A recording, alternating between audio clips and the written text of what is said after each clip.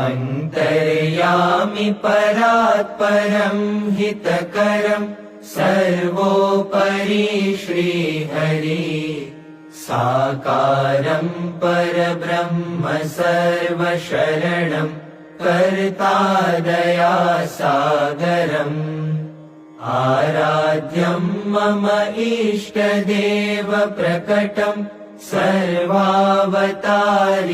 प्रभु वन्दे दुःखहरं सदा सुखकरं श्रीस्वामिनारायणम् साक्षादक्षरधाम दिव्यपरमं सेवारतं मूर्तिमान् सर्वाधार सदा स्वरोम विवरे ब्रह्माण्डकोटिधरम् भक्ति ध्यान कथा सदैव करणं ब्रह्मस्थितिदायकम्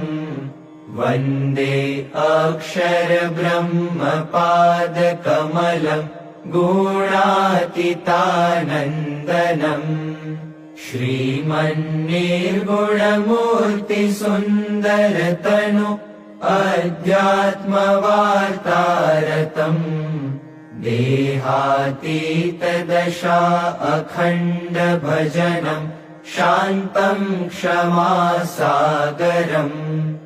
आज्ञापालन तत्परं गुणग्रहि निर्दोषमूर्ति स्वयं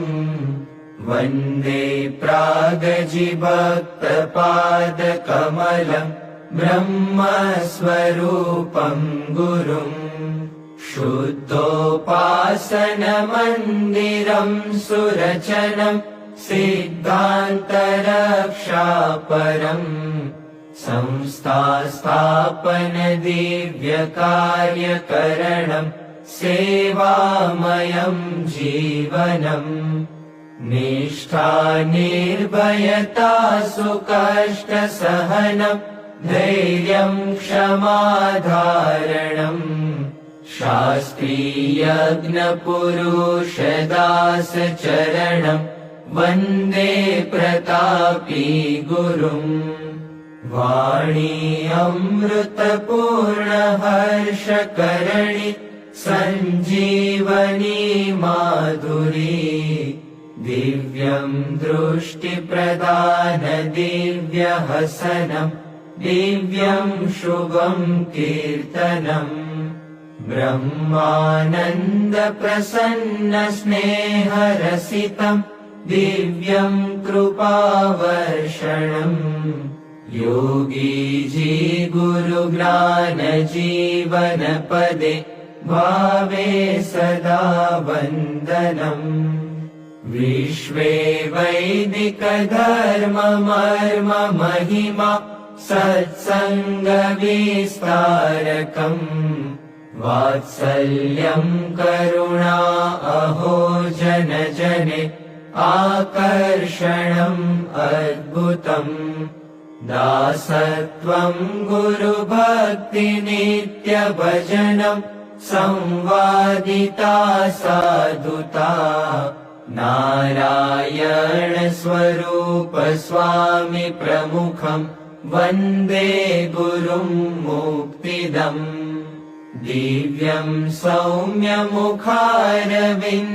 सरलं नेत्रे अमीवर्षणम्